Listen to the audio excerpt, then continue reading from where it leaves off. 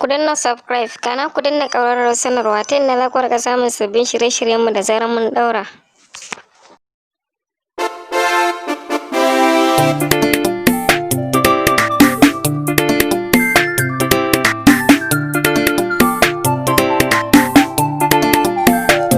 Soyayya bugun zuciya wanda ya dace bai shan wuya. Zainab tun da na fara ganin ki baki da tan zan barke ba.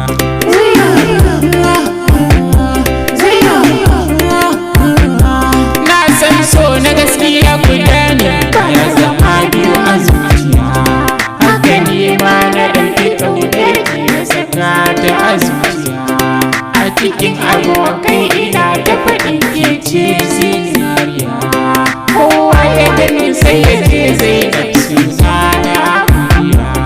To ashe ba ku raya tare yau ba jiya ba. Da na san akwai hakan tun farko ni ba zan so ki ba.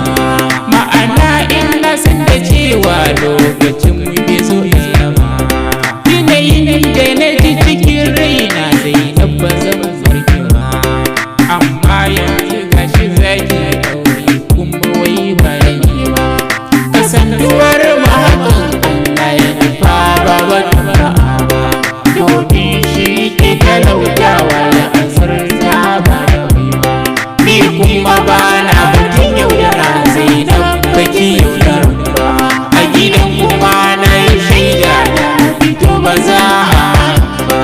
Ki haƙuri su larurar a jikina yanzu. Ina son ki inda baki tunani tamkar ƙasa da su. Da na ji cewa sai na aure ki ko da rance.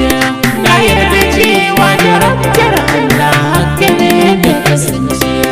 Ashe mata ta mutum kabarinsa haka ne ko asance.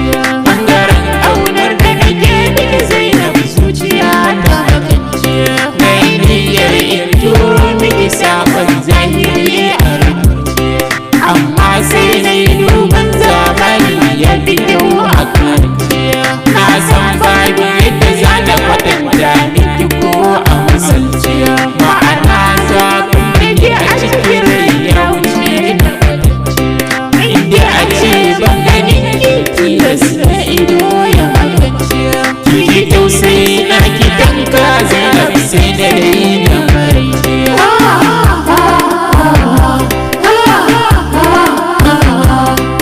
Rashin muryar ki ya kan sa ruwa su turce.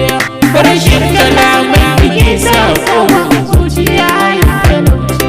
Da rashin riguna kwani na amince duniya ta yi kwance. To sai wata rana masoyiya ta bar ki lafiya. Soyayya bugun zuciya wanda ya dace bai shan wuya. Zainab tun da na